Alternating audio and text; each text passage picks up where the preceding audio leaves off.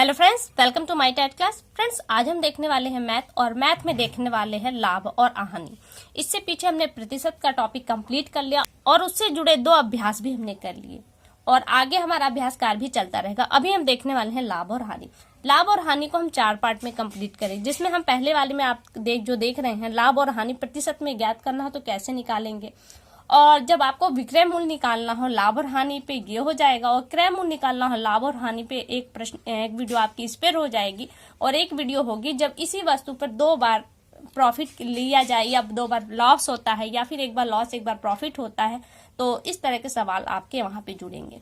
तो अभी हम जो कंप्लीट करने वाले हैं वो लाभ और हानि के यानी कि प्रॉफिट एंड लॉस की पहली वीडियो होगी। तो आइए यहाँ पे देखते हैं हम।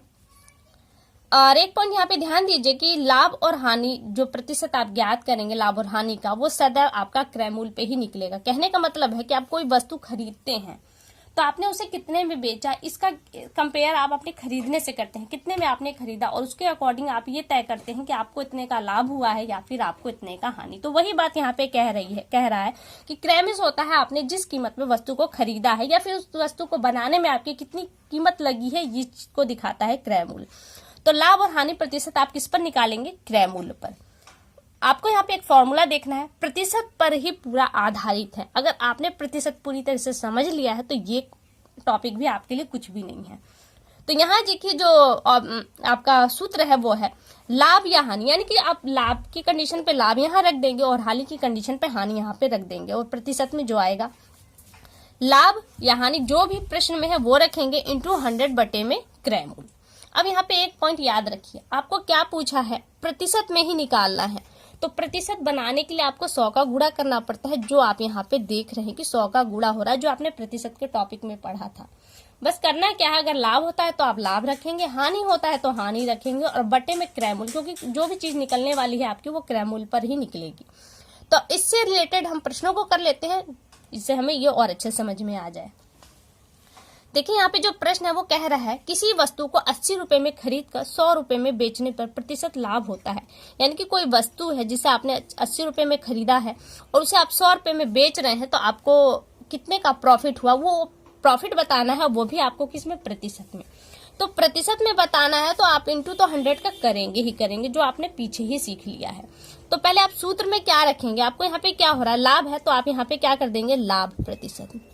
लाभ प्रतिशत, लाभ प्रतिशत बराबर आप यहाँ पे क्या रखेंगे? लाभ गुणित 100 और इसके बटे में चला जाएगा क्रय मूल्य। क्रय मूल्य क्या है आपका? यहाँ पे मैं पहले सूत्र कर देती हूँ पूरा, क्रय मूल्य।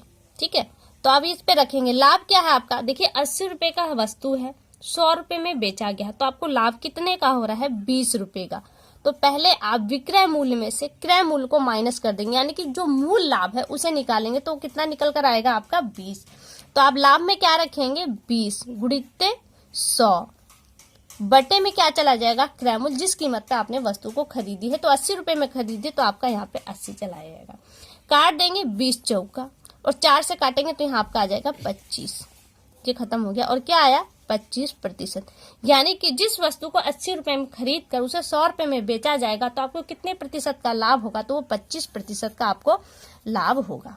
अगला प्रश्न देखिए, प्रतिशत पूछा है तो 100 तो आना ही है, इस बात को एकदम याद रखिएगा। किसी वस्तु को 160 रुपए में खरीद कर उसे 200 रुपए में बेचने से प्रतिशत लाभ होता है।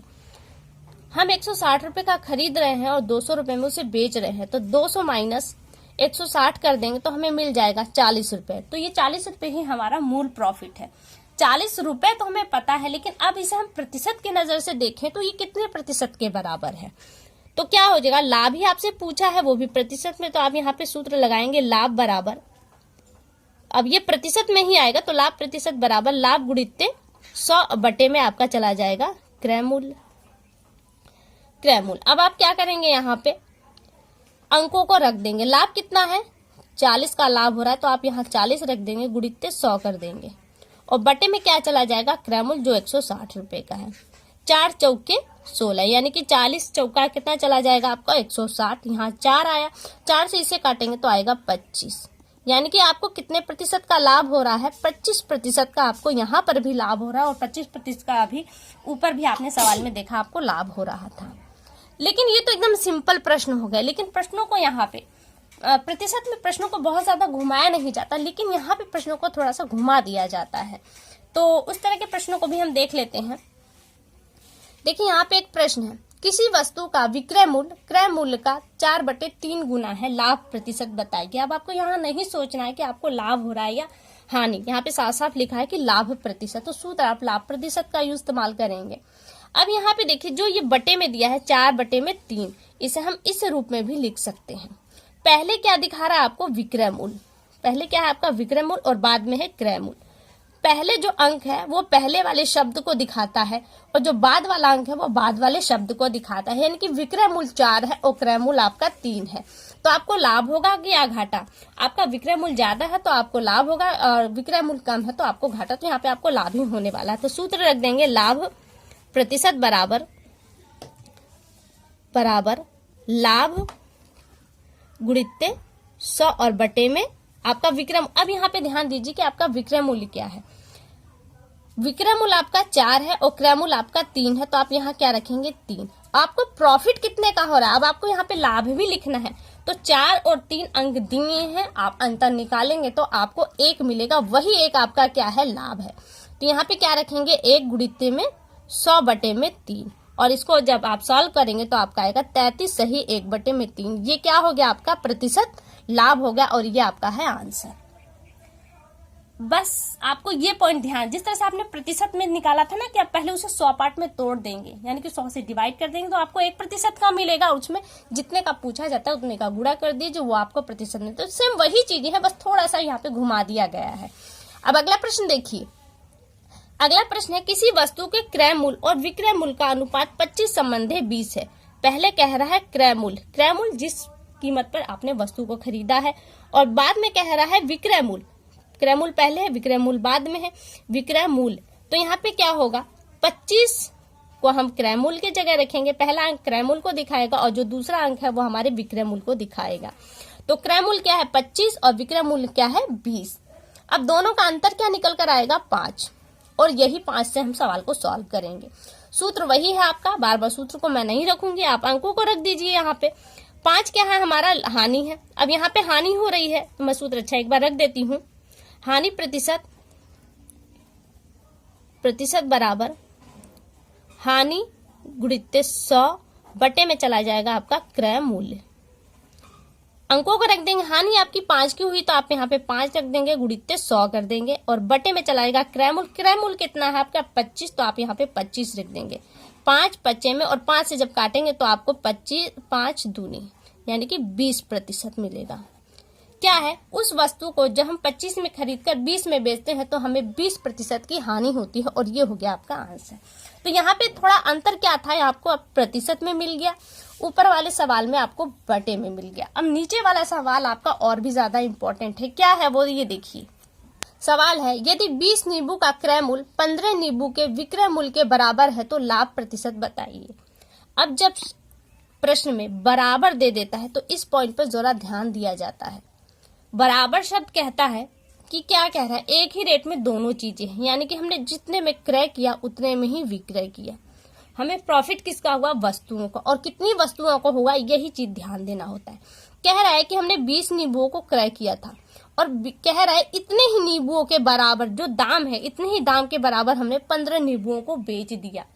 तो ये 15 का रेट या 20 का रेट हम देखें तो दोनों बराबर ही आएगा, और ये दोनों बराबर कंडीशन किसको दिखा रहा है, क्रय मूल्य को। और हमें लाभ अब किस पे मिल रहा है, 15, क्योंकि 15 पे हमें लाभ मिल रहा है ना 5 वस्तुओं का, तो यहाँ से हम 15 को क्या लेंगे, क्रय मूल्य के रूप में लेंगे।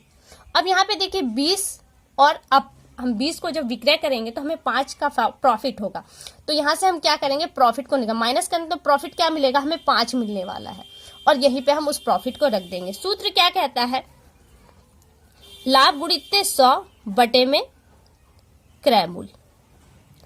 क्रय मूल्य लाभ क्या है 5 है, 5 गुणित 100, और क्रय, अब देखिए यहाँ पे क्रय मूल्य आपको 20 दिखाई दे रहा होगा, लेकिन ये ध्यान दीजिएगा इतने ही मूल्य के बराबर ये भी रेट है, तो आप इस वाले को रखेंगे क्योंकि इसमें आपका प्रॉफिट जुड़ा हुआ है 20 में, और 15 में आपका प्रॉफिट नहीं जुड़ा हुआ है, तो 15 को आप रखेंगे, तो 15 को आप यहाँ पे रख देंगे। तो 5 तिहाइयां क्या आ गया 100, 100 बटे में 3। अब आप काट देंगे तो आपका आ जाएगा 33 सही 1/3। क्या हुआ है, ये लाभ है। कितने पे, 20 नींबुओं को उसी रेट में खरीद कर 15 में उसी रेट में हम बेच देते हैं तो हमें 5 नींबुओं का प्रॉफिट होता है। और ये 5 नींबू कितने प्रतिशत के बराबर लाभ दिखाते हैं, वो 33 सही 1/3% के बराबर लाभ दिखाते हैं। तो ये देखिए आपका प्रॉफिट एंड लॉस का पहला पार्ट कंप्लीट हुआ। प्रश्न आपको कैसे लगे एक बार कमेंट करके हमें जरूर बताएं। अगली वीडियो में आपसे फिर मुलाकात होगी, तब तक के लिए नमस्कार।